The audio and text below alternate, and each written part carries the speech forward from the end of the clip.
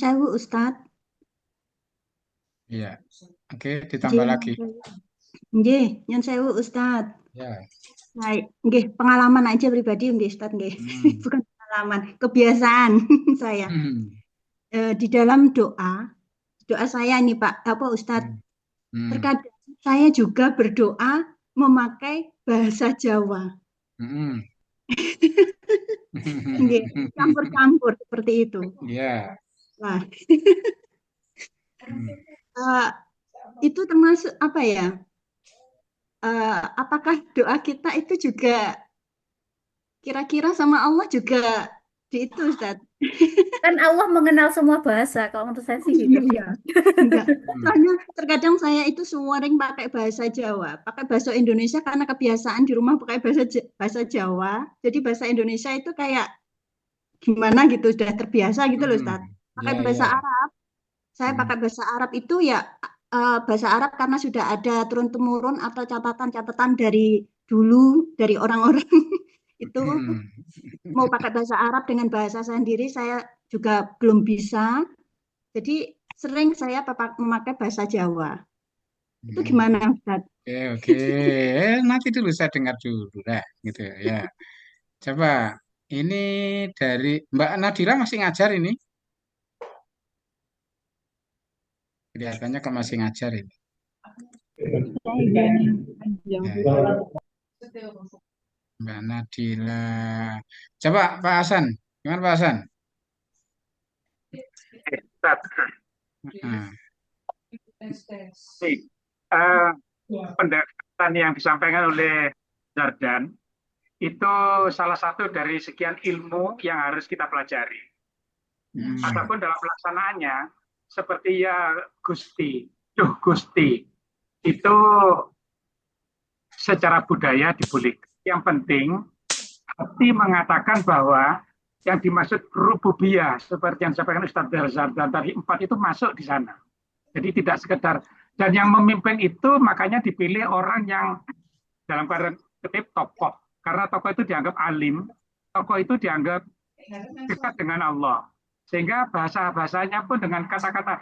Dan tokoh itu tahu kebutuhan masyarakat itu apa. Sehingga dengan mempelajari ini, rububiyah, dan seterusnya tiga empat macam itu, maka sudah paham masuk merenung di dalam apa relung hatinya seorang tokoh sehingga dengan bahasa duh Gusti sudah mencakup dari itu semua.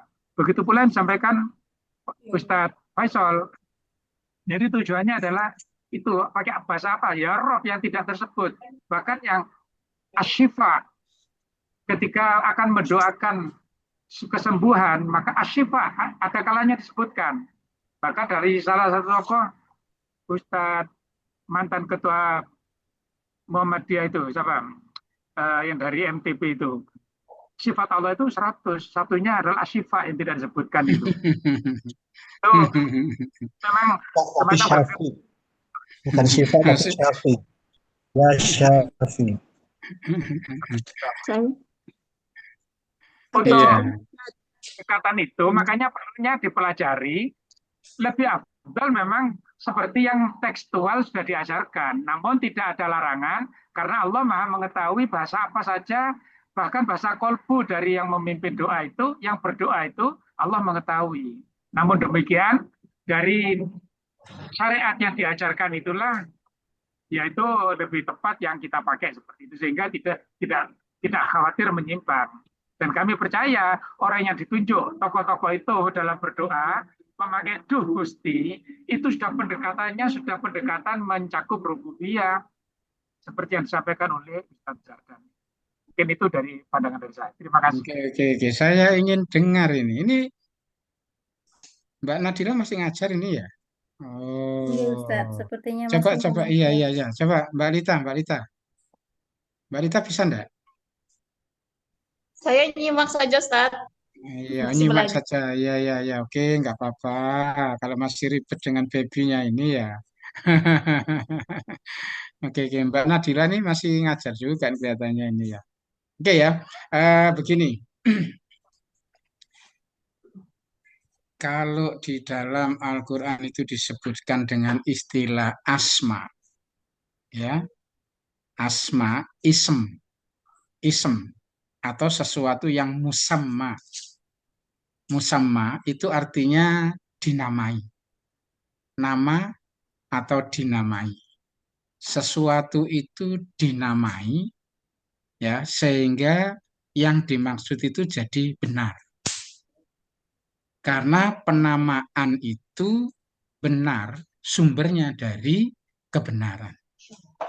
Maka dari itu apa yang seringkali dipandang oleh manusia itu baik, itu belum tentu benar. Kenapa?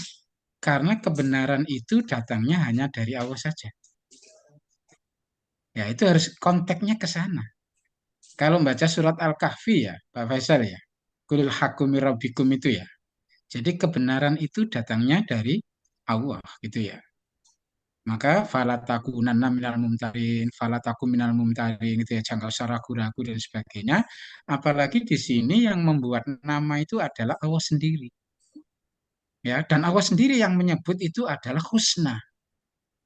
Itu kalau bahasa kita kan begini, aku buat namaku sendiri dan nama itu adalah nama-nama yang terbaik yang aku buat. Ya, maka pertanyaannya begini, apakah yang dibuat oleh manusia itu lebih baik daripada Allah? Ini bukan kita bicara tentang maksud, gitu, bukan maksud. Musamma, asma, ism itu melekat ya pada kebenarannya itu, kebenaran objeknya itu. Ya, jadi Allah itu apa bisa disebut dengan dewa? Wong maksud saya itu Allah kok. Allah tak panggil dewa aja lah. Dewa kesukaan saya misalnya dewa apa ya? Di Malang Dewi Sri lah gitu ya. Wahai Dewa Sri. Loh, maksudku Allah kok itu. Nah, jadi antara maksud dengan musamma, bahasa ismnya, julukan, identitas nama, itu sebenarnya tidak bisa dipisah. Seperti budaya begini ya, orang mengamini ya. Ini ada doa dibacakan. Terus jamaah ini bilang begini, amin, amin, amin, amin, amin, amin. Kita kira-kira ini salah enggak kalau tujuannya maksudnya adalah ya Allah gitu ya, kabulkanlah permohonan kami. Padahal kata amin dengan amin itu tiga istilah yang berbeda maksudnya. Jadi kalau amin dapat dipercaya. Kalau amin itu orang yang aman. Ya, kalau amin itu adalah semoga diterima. Maka kalau saya melakukan amin, amin, amin, amin. Dengan maksud semoga Allah itu mengabulkan permohonan kita. Apakah benar yang saya lakukan itu? Coba perhatikan ini. Gimana? Saya baru dengar ini Ustadz malah. Oh, baru dengar ya. Alhamdulillah lah. Ini sesuatu yang baru. Ya, kalau kita bergumul di masyarakat akan ada itu. Tapi Ya. nama Musama sudah 18 tahun mendengar. Nama anak saya karena Diva Musamma. Nah, Fadila Fauza. musamma itu artinya adalah diberi nama. Makanya kita itu waktu mau diciptakan oleh Allah adalah merupakan sesuatu yang ghairu musamma, yang tidak bisa disebut. Jadi jangan menyebut kalau kita belum dibuat oleh Allah itu kita tidak bisa disebut apa-apa. Ya, ghairu musamma artinya tidak bisa dijuluki, tidak bisa disebut. Maka ketika Allah menyebut dirinya dengan ketentuan itu dan itu adalah ada tanda-tanda husna, label yang terbaik menurut Allah sendiri. Allah sendiri yang menilai nama-nama itu terbaik menurut Allah. Kemudian yang jadi persoalan tadi secara budaya sampai akhirnya orang-orang yang tahu Asmaul Husna gitu ya, itu bahkan setiap selesai sholat subuh mungkin itu selalu membaca itu. Asmaul Husna dibaca semuanya. Tapi ketika dia berdoa, mengapa dia menggunakan kata Du Gusti Pengeran? Terus nama-nama itu dihafalkan. dan disebut untuk apa? Coba mari kita renungkan ini. Kebiasaan budaya ya yang dikulturkan itu kemudian dengan Asmaul Husna sebagai doktrin panggilan Allah. Nah, oleh sebab itu di situ ada kata-kata begini. Wadharul ladzina. Nah, ini peringatan Allah ya Rasul, tinggalkan orang-orang yang masih menyebut Allah itu dengan nama-nama yang lain. Rasulullah suruh meninggalkan, ya, tinggalkan itu orang-orang lain yang masih menyebut Allah itu dengan nama yang lain. Kenapa? Karena ada konsekuensi di belakang itu. Apa itu konsekuensinya? Wallahu a'lam. Ini. Jadi orang seringkali tidak mempersoalkan peringatan Allah ini. Wadharul ladzina yulhiduna fi asmi sayujzauna. Loh, jaza akan ada balasan. Orang-orang yang bandel, yang mestinya dia harus menyebut Allah dengan asma, tapi kok dia kok bandel, tidak mau, padahal sudah tahu itu. Bahkan mungkin sudah hafal itu Asmaul Husna itu, tapi dia tidak mau. Persoalannya di sini, makanya Rasulullah tinggalkan mereka. Orang-orang yang tidak mau memanggil Allah dengan Asmaul Husna yang telah Allah tentukan. Allah sendiri kan fat'uhu biha. Panggillah aku kalau bahasa kita ya. Panggillah aku dengan nama itu yang telah aku buat. Tapi kok nggak mau gitu ya. Maka Allah ancam dengan jaza itu nanti. Ada balasan khusus. Orang-orang yang bandel-bandel seperti ini. Nah, kira-kira ya Pak Faisal, kalau kita kritisi seperti ini ya, komitmen tentang pemahaman kita yang sudah secara tekstual kita tahu. Yang kedua itu ittiba Allah, ati'uha wa ati'ur rasul gitu ya. Kita tinggal mengikuti aktualisasinya dalam kehidupan beribadah kita. Itu mengapa tokoh-tokoh itu setelah dia di awal-awal dakwah mungkin tidak apa-apa, dia pendekatan itu ya, kultural itu ya. Adaptasi kultural supaya bisa dilakukan, mengajak mereka memanggil mungkin mendekati budaya masa lalu. Tapi ketika sudah berkali-kali dakwah, berkali-kali jamaah itu ikut, mengapa tidak dikenalkan dengan memanggil Asmaul Husna itu? Ya, ini yang jadi masalah, kebiasaan. Sehingga Asmaul Husna tidak menjadi solusi pemanggilan, padahal itu musamma. Allah itu musamma. Allah itu punya nama. Gitu. Dan itu Allah sendiri yang menentukan. Maka dari itu ketika musamma kok nggak dipanggil seperti itu? Ya, itu mesti apakah kita bertanya ke penelitian, apakah nama yang kita buat itu lebih baik daripada Allah sendiri yang telah membuatnya? Nah, ini yang jadi masalah di sini. Makanya saya selalu ngajak itu apa?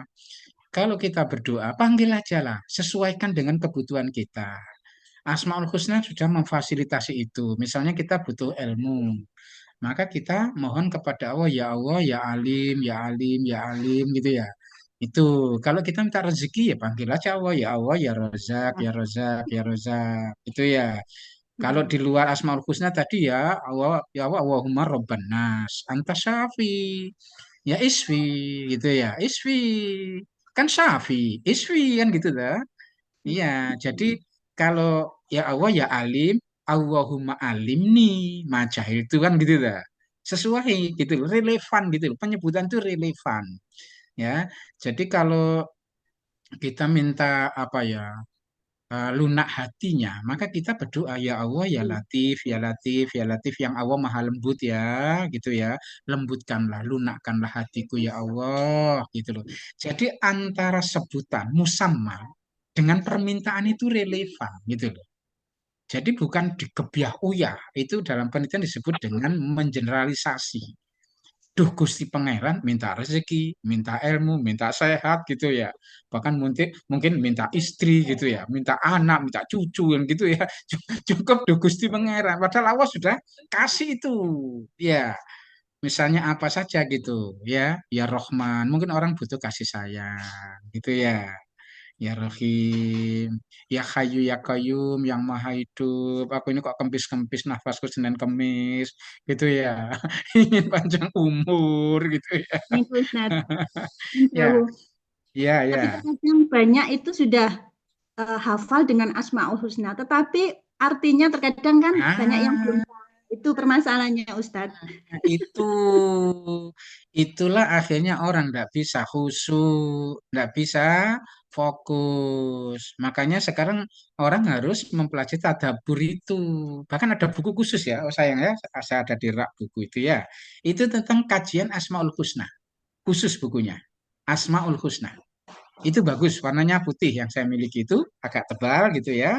Kalau kita membahas salah satu nama Allah itu akan banyak penjelasannya di sana.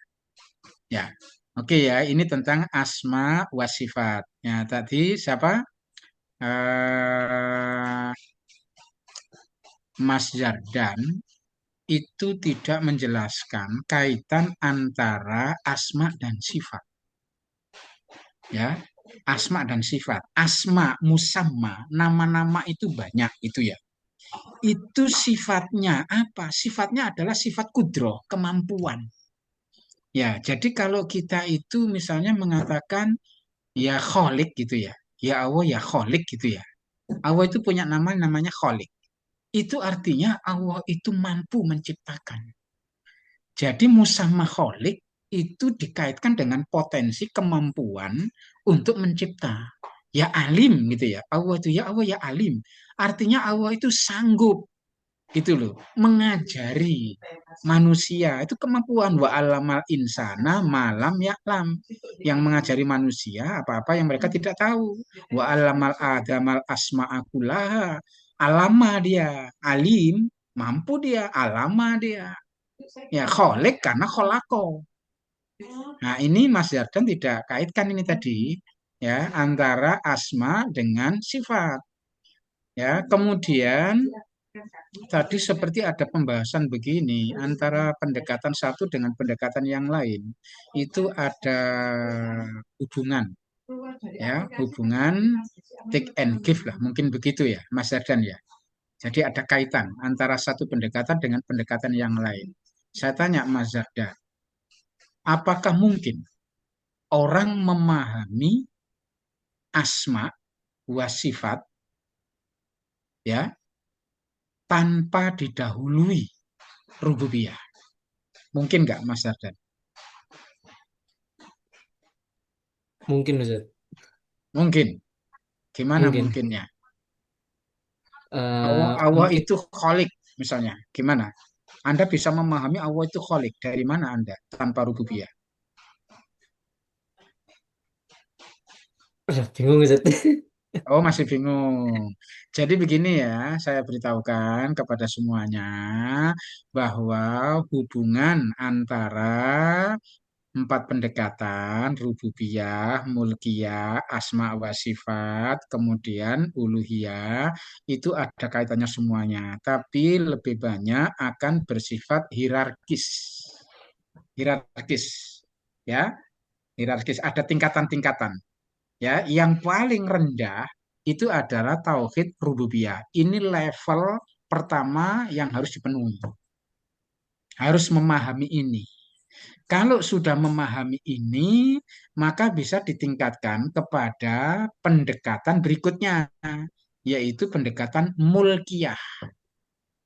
Ya, Allah yang mencipta, Allah yang memelihara, Allah yang mengembangbiakkan, yang mematikan. Pantas kalau Allah itu memang pemiliknya.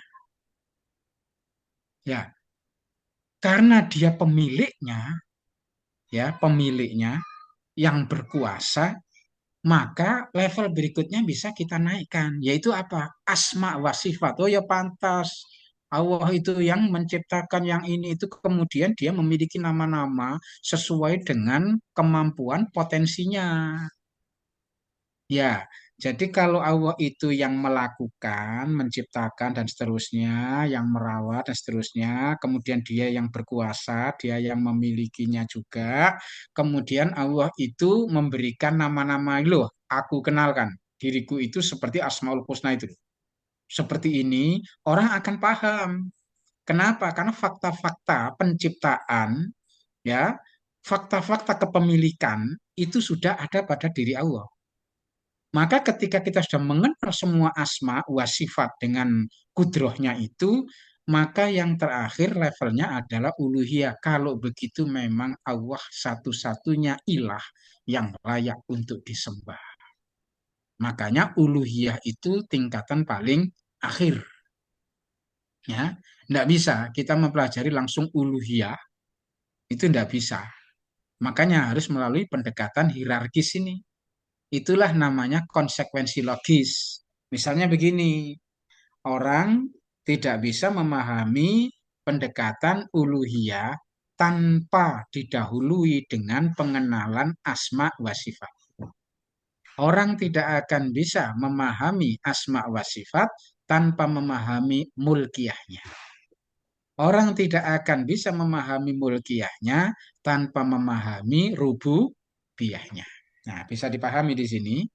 Itulah namanya konsekuensi logis dari semua pendekatan. Lebih bersifat hierarkis. Ya. Jadi level ke level. Jadi jangan lompat-lompat, nanti membingungkan. Ya, Mas Ardan. Ini memahami tiba-tiba apa itu tadi? Tanpa rububiyah gitu ya. Wah, ini nanti kacau nanti. Ya. Jadi proses awal itu fakta-fakta penciptaan dikenalkan dulu. Ya, setelah dikenalkan semuanya, ini siapa ini yang memiliki, yang menguasai ini semuanya siapa? Nah, ketika sudah sampai pada tahapan itu, maka dikenalkanlah nama-nama Allah. Kalau begitu memang Allah itu ya Kholik ya, Rozak ya, Somad ya, dan lain sebagainya itu. Karena semuanya sudah pada diri Allah musamma itu, pantaslah kalau la ilaha illallah uluhiyahnya itu bisa diterima oleh. Makanya proses dakwah tauhid itu tidak mudah. Ya, berat ya, gorsul akidah, gorsul iman, menanamkan iman itu memang berat. 4 pendekatan ini harus dikuasai dengan banyak contoh, termasuk ya kasus-kasus spiritual. Ya, kasus-kasus spiritual ini jam berapa nih sudah ini? Oh, masih jam 11 11.10 ya, ya. Ustaz. Ya. Oke, silakan mungkin Pak Faisal bisa memberikan tanggapan ini Pak Faisal atau tambahan ini. Silakan Pak Faisal. Jadi Saya Dan izin, saya apa? saya izin bertanya, Ustaz. Iya ya. Oh iya iya iya iya, Balita, monggo. Terkait tadi asma wa sifat tadi, eh, kan kita kalau berdoa itu meminta kepada Allah dan menyebut nama Allah sesuai yang kita butuhkan. Misalkan kita butuh ilmu, maka kita panggil dengan yang alim, misalkan gitu seperti itu. Ya. Tapi kok pernah nemui di masyarakat Asmaul Husna tuh kalau misalkan dijadikan kita butuh rezeki, diwiritin gitu, Ustaz. Ya Rozak, seperti itu terus. Itu apakah menyalahi atau tidak, Ustaz? Oh, Yo. Kalau menyebut Asmaul Husna itu kan tidak masalah. Ya Rozak kan siapa tahu bahwa Allah itu Maha pemberi rezeki. Nah, setelah menyebut itu apa yang dilakukan? Yang diinginkan apa? Kan sama dengan Mbak Lita ini manggil saya, Pak Taufik, Pak Taufik, Pak Taufik, Pak Taufik, Pak Taufik, Pak Taufik. Terus berhenti. Itu artinya apa? Cuma tidak manggil tahu. aja. Berarti artinya kan cuma manggil aja. Orang memanggil itu karena ada kebutuhan, ada keperluan. Ungkapkan keperluan itu. Ya, kadang orang itu nggak diungkapkan dalam kata-kata, tapi cukup dalam hati. Itu enggak masalah. Enggak masalah. Sekarang begini, coba Mbak Lita. Ya, kalau mau sholat jamaah ke masjid. Ya, masuk masjid dari rumah ya, berangkat ya. Atau anu aja, mau ke warung aja yang gampang dulu. Mau ke warung, kan enggak masak ini ya. Mbak Lita enggak masak, kemudian ingin ke warung. Warungnya namanya Warung Pak Taufik. Ya, saya mau ke warung Pak Taufik. Ya, dari rumah ini niatnya itu ke warung Pak Taufik. Kemudian saya akan duduk di kursi A. Saya akan makan rawon, nanti juga dengan kerupuk, udang, kemudian ada minuman es teh. Setelah sampai di warung, duduk di meja A, saya tanya, Mbak Lita ngulangi lagi nggak niatannya tadi?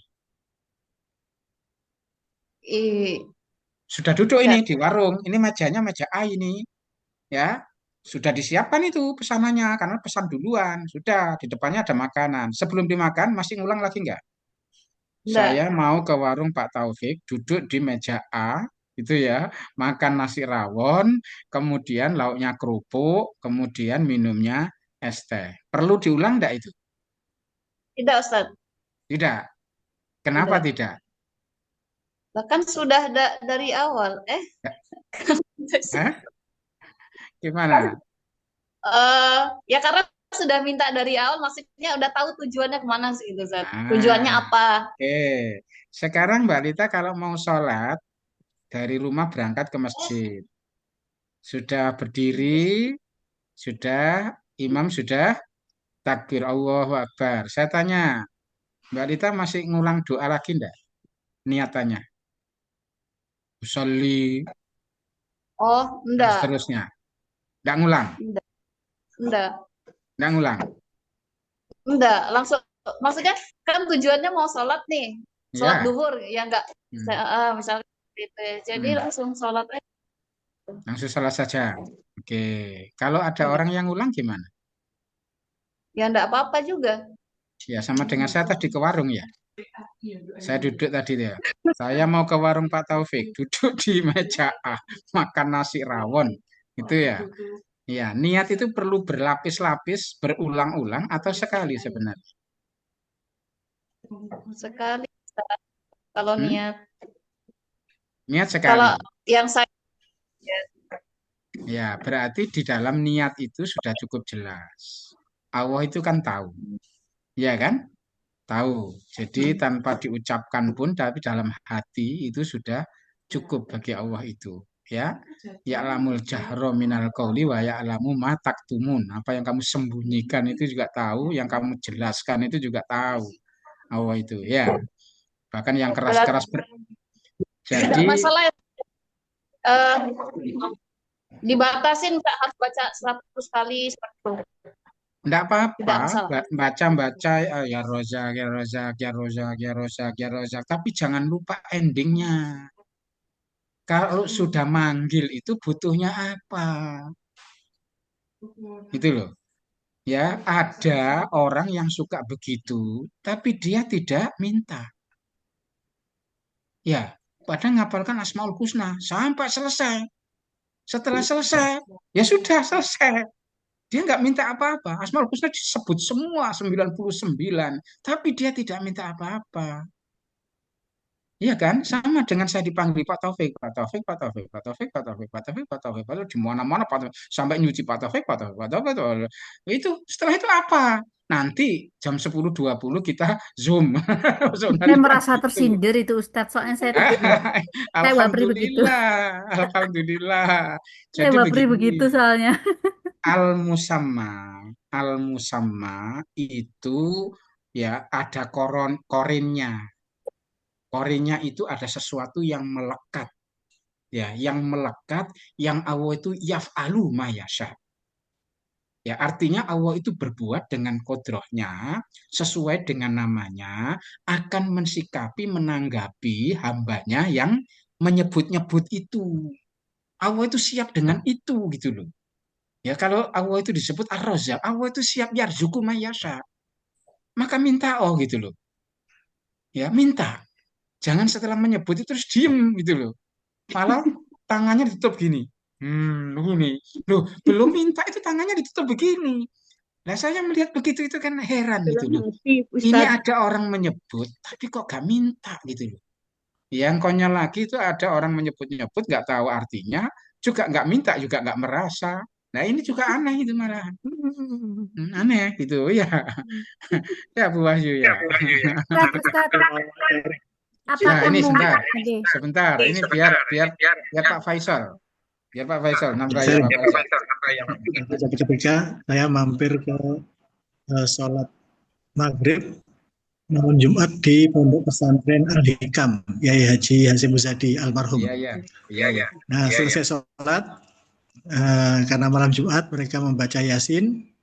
Setelah itu mereka membaca Ya Kafi, Ya Kafi, Ya Kafi sampai 100 kali. Saya tanya. Kemudian tanpa menyebut permintaannya apa. Sebagaimana Pak Taufik tadi, saya Taufik sampaikan bahwa Allah Maha tahu dengan apa yang kita minta. Bahkan dalam hati saja tahu, apalagi yang kita ucapkan. Nah, saya mentadaburi ya kafi berarti ya Allah yang maha mencukupkan, maka cukupkanlah, karena rata-rata di situ adalah mahasiswa Al-Hikam, berarti cukupkanlah ilmu kami, cukupkanlah rezeki kami, cukupkanlah kesehatan kami, cukupkanlah kemampuan kami, dan seterusnya. Kalau saya mentadaburinya seperti itu, saya tidak sempat tanya. Gitu. Kemudian saya kebetulan punya buku, judulnya Asma Allah Al-Husna, yang di luar 99 Asma Al-Husna. Yang pertama dibahas di sini adalah Ar-Rabbu. Kemudian contohnya adalah Rabbana atina fid dunya hasanah atau Rabbi firli. Itu yang pertama adalah Ar-Rabbu. Kemudian yang kedua di sini adalah Al-Kafi. Sama dengan yang dibaca di Pondok Al-Hikam tadi. Ya Kafi, ya Kafi, ya Kafi. Kemudian yang ketiga adalah Asy-Syafi, Allah yang maha menyembuhkan. Kemudian ada Al-Jamil, min asma'illahil husna Al-Jamil, Allah, innallahu jamil yuhibbul jamal. Nah itu, jadi semua perbuatannya Allah pasti mengandung keindahan. Ini saya senang dengan buku ini. Kemudian saya juga ada buku fikih. Fikih Asmaul Husna. Iya. Ya, baru ada juga punyanya Quraisy Shihab. Tabir lain. Lengkap tabir Asmaul Husna. Ini juga sangat-sangat bagus. Sehingga kalau kita itu kepengen ma'rifatullah, sebagaimana Taufik tadi, ya sudah.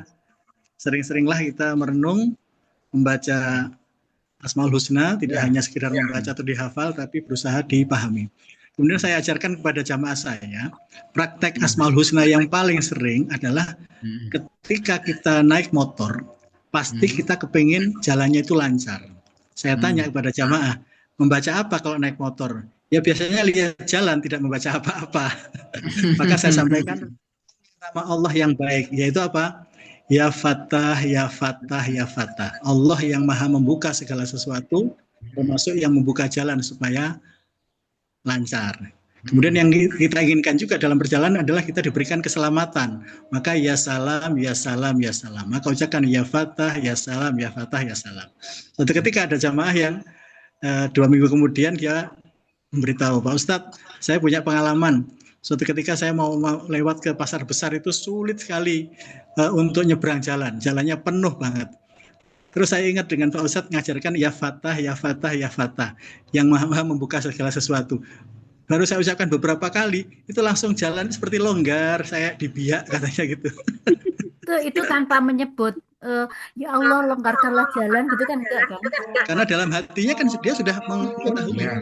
Nawaitunya kan dia sudah tahu. Nawaitunya sudah begitu. Tanpa menyebut Allah Maha tahu dan disebutkannya satu. Beda dengan 99 disebutkan semuanya. Ini maksudnya apa kan? Tapi kalau hanya satu fokusnya, maka itu saya kira lebih mengena, lebih pas. Bahwa nyebut itu pasti pikirannya itu sedang berpikir antara apa yang ada di pikiran, ada yang di hati, dan yang dikeluarkan itu pasti akan berkaitan. Konteksnya kan sama dengan ya Rozak tadi, Ustaz. Betul. Kalau saya memahami ya Rozak, ya Rozak, ya Rozak, menurut saya sudah cukup. Bagaimana Rasulullah SAW pernah ketika perang Badar itu beliau membaca terus-menerus ya Hayyu ya Qayyum, ya Hayyu ya Qayyum, ya Hayyu ya Qayyum. Terus itu saja dibaca. Walaupun nanti di riwayat yang lain di tafsir Ibnu Katsir saya baca ya Hayyu ya Qayyum, ya Badi'as samawati wal ard, ya Dzal Jalali wal Ikram. Itu riwayat yang lain. Kalau menurut saya tanpa kita sebutkan namanya, tapi satu saja, jangan semuanya 99 tadi. Tapi kalau satu saja misalnya, itu menurut saya, kenapa? Karena yang ada dalam hati kita, itu muncul dengan melalui mulut kita. Wallahu a'lam bishawab. Berarti menurut Ustaz Faisal begini, tanpa kita menyebut keperluannya dalam hati saja cukup. Ya. Oke. Ya. Jadi jadi gini. Apa yang tadi saya katakan Allah itu tahu, ya Allah itu tahu apa yang diucapkan atau yang kita sembunyikan, itu sebenarnya kita cukupkan, yaitu dengan apa? Hati. Orang itu menyebut Allah dengan menyebut misalnya Al-Kafi, gitu ya. Saya tidak cukup sebenarnya dengan kafi itu hati saya sudah merasa Allah makhina fi halalika an haram wa qina bi fadlika aman siwak gitu ya. Tidak. Karena saya sebagai imam kadang-kadang itu disuruh membaca doa itu seperti ini. Maka saya baca tidak hanya ya kafi karena Allahumma khina permintaannya pun saya lahirkan. Tapi kalau bagi saya ketika saya menyebut kafi itu hati saya itu sudah duluan minta itu loh. Ya, bahkan ada doa saya yang begini ya, yang mujmal, istilahnya mujmal. Waktunya mepet. Waktunya mepet. Ini mau habis. Misalnya apa? Ya mungkin karena baca Quran atau apa, ada doa-doa khusus keluarga yang waktunya habis. Gitu ya. Maka saya menyebut menyebut Allah itu ya Allah ya Allah ya ya Somad ya Somad ya Somad ya Somad. Allahumma ini as'aluka mimma sa'altu min qabl. Jadi saya minta sesuatu yang sebagaimana aku minta setiap sholat malam. Itu saya ulang 3 kali. Kenapa? Rinciannya panjang sekali. Ya, panjang sekali permintaan saya ini. Tapi waktunya ini mau habis ini. Fajar ini mau tiba. Padahal yang mustajab itu ketika sebelum datangnya fajar. Maka waktu yang pendek itu saya minta. Karena Allah punya rekam jejak. Iya kan? Punya rekam jejak. Dan itu diyakini. Gitu loh. Bahwa kemarin saya minta ini yang lengkap sampai doa kamilin loh ya. Ya, sama doa kamilin. Jadi doa kamilin itu maka saya baca juga di dalam surat apa namanya dalam waktu sholat malam juga untuk melengkapi doa itu ya supaya lebih banyak. Tapi karena waktunya mepet saya minta jadi dengan bahasa yang ringkas. Ya aku minta ya Allah sebagaimana yang aku minta sebelumnya setiap sholat malam ya Allah. Duh, itu didahului dengan ya Allah ya somat ya somat ya somat Allah tempat bergantung tempat merujuk tentang apa macam-macam gitu.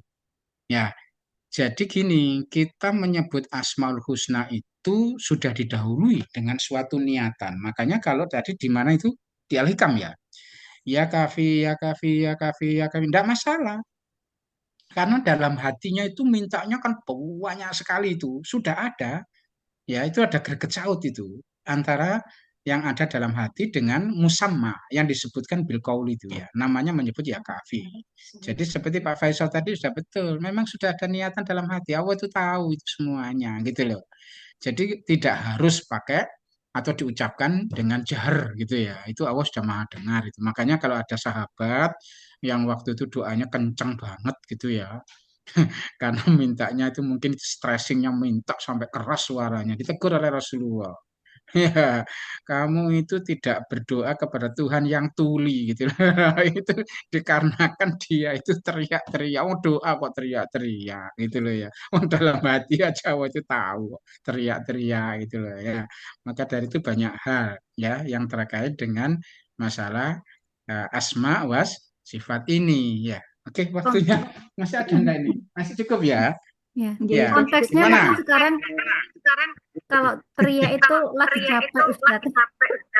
Nah, itu menunjukkan tidak ya tidak taat Rasul kalau saya itu. Jadi prinsipnya hanya begini saja ya. Sesuatu mungkin tidak kita inginkan. Karena tapi budaya bicara lain. Budaya bicara lain, termasuk al-musamma tadi ya. Sebutan Allah tadi di luar ketentuan Allah yang terbaik itu ya. Mungkin disenangi oleh orang banyak masyarakat yang menggunakan budaya ini. Tapi buat orang-orang yang sudah belajar, yang sudah mengerti, mestinya dia harus ati'uha wa ati'ur rasul dia.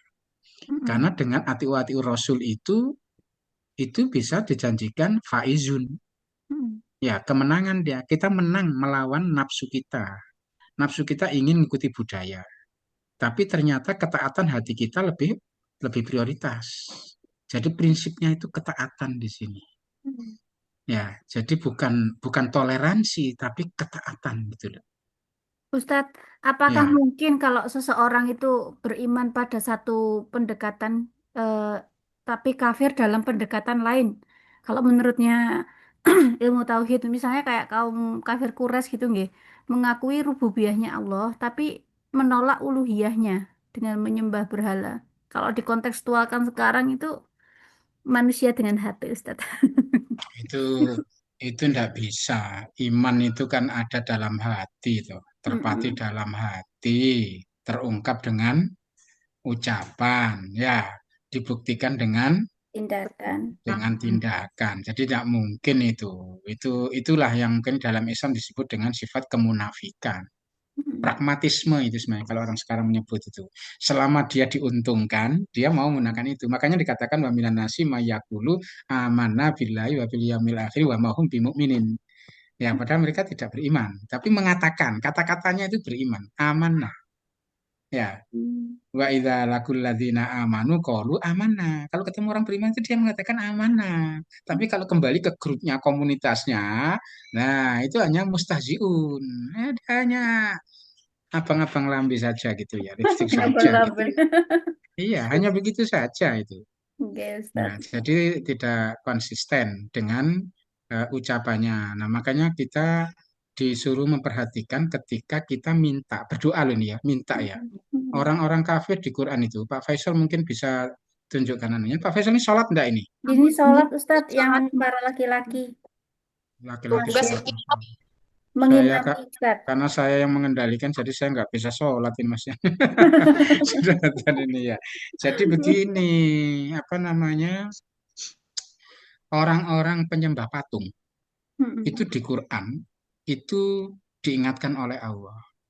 Mereka itu minta sesuatu, tetapi mereka itu tidak memperhatikan doanya.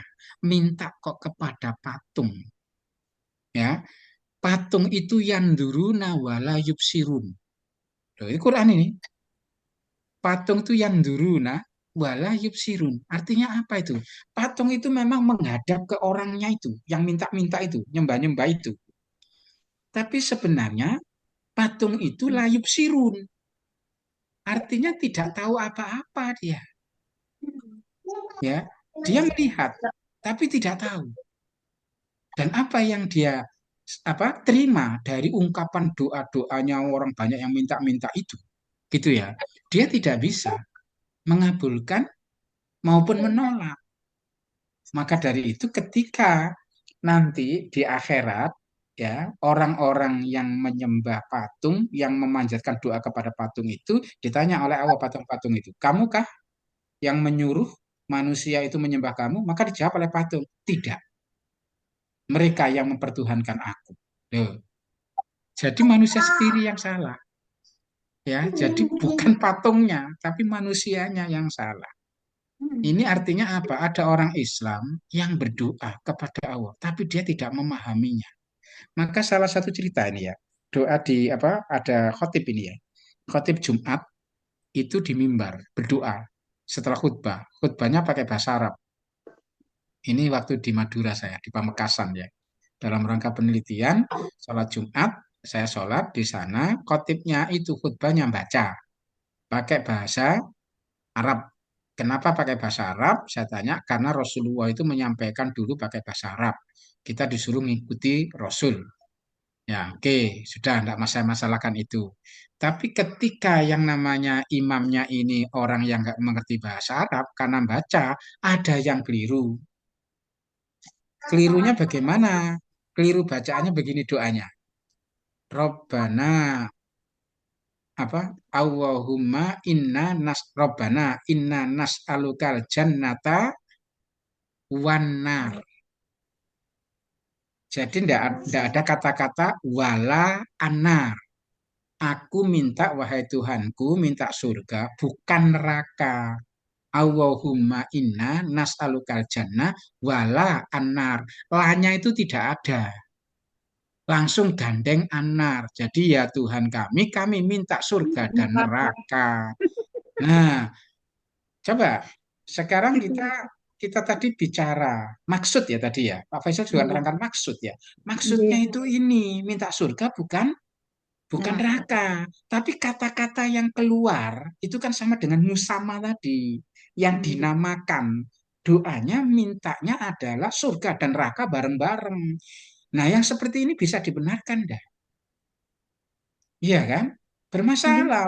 Intinya karena sama. ketidaktahuan, Ustaz. Hmm? Atau Itu tadi ketidaktahuan betul, gitu ya. Tidak, tapi kalau orang sudah ngaji, ya termasuk tadi yang amin, amin, amin, amin sebagainya, itu kalau sudah tahu, sudah pernah mendengar ada istilah amin, itu adalah orang-orang yang apa? Orang-orang yang aman. nah, nggih aman. Kalau aman, aman Nggih. dia dari bahaya aman. Kalau amin ada yaknya itu dapat dipercaya. Kalau amin sama-sama panjangnya itu semoga Allah mengabulkan. Nah, kalau orang sudah tahu ini, kemudian dia masih melakukan dengan membaca doa tadi itu mengamininya dengan amin, amin, amin. Itu gimana coba? Secara substansi dia betul, tapi secara musamma dia salah dan dia teruskan kesalahannya itu.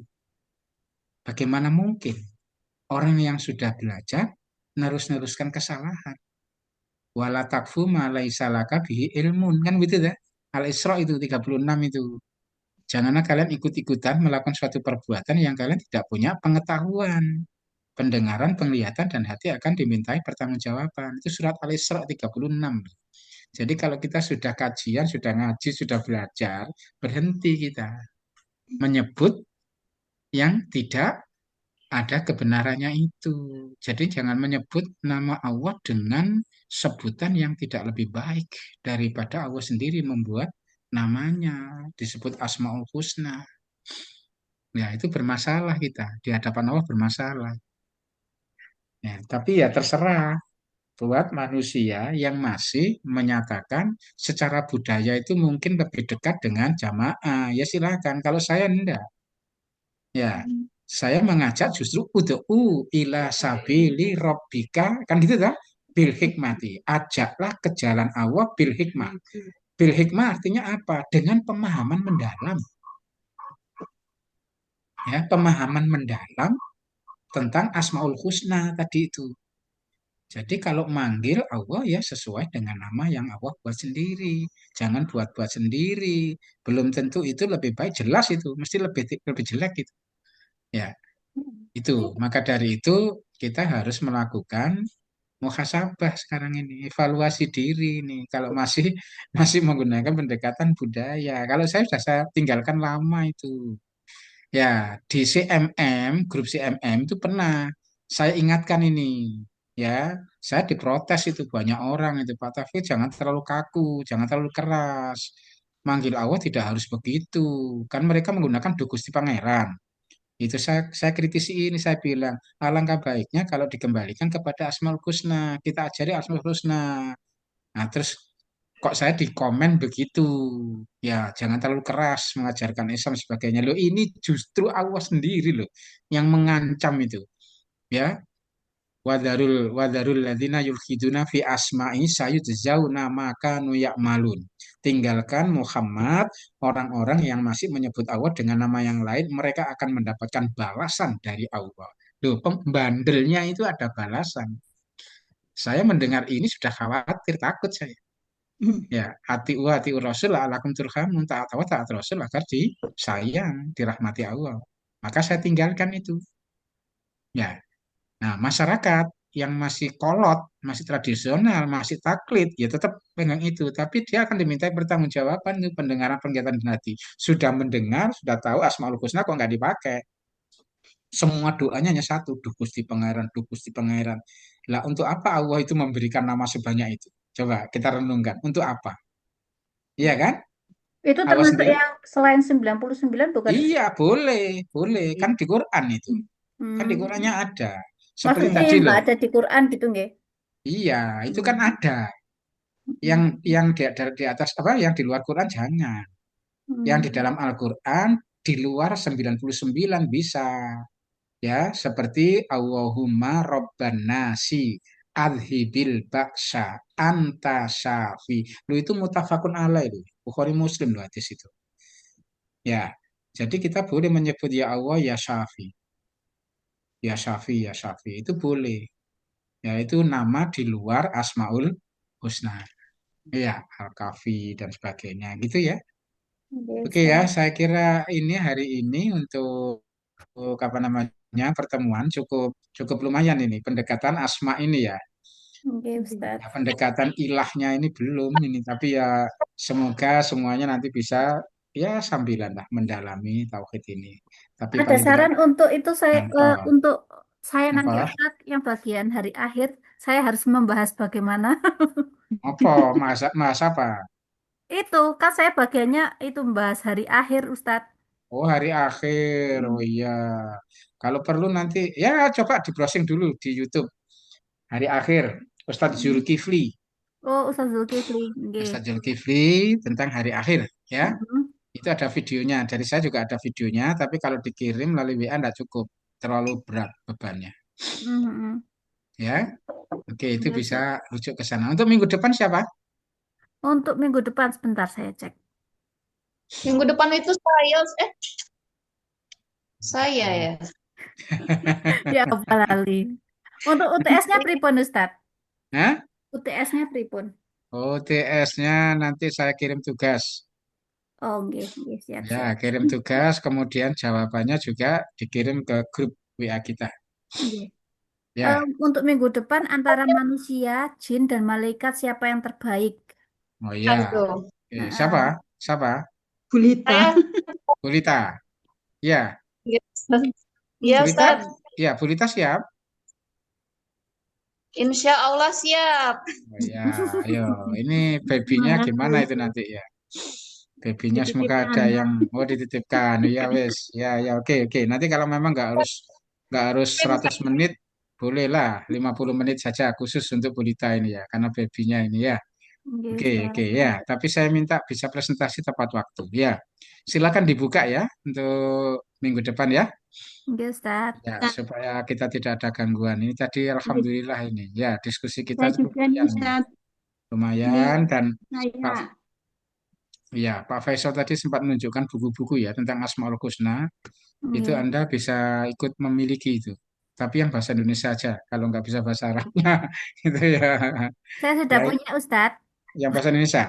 Ya, sudah punya. Oh ya, alhamdulillah, alhamdulillah. Oke, oke. Saya kira cukup itu ya. Nggih Hari ini Ustadz. kita ketemu lagi insya Allah iya, minggu depan ya. Kita Nggih. awal bulan baru UTS. Ya, kita masih kuliah sampai bulan. akhir bulan. Gitu ya. Nggih Ustadz. Oke, demikian kurang lebihnya mohon maaf. Assalamualaikum warahmatullahi wabarakatuh. Waalaikumsalam Waalaikumsalam. warahmatullahi wabarakatuh.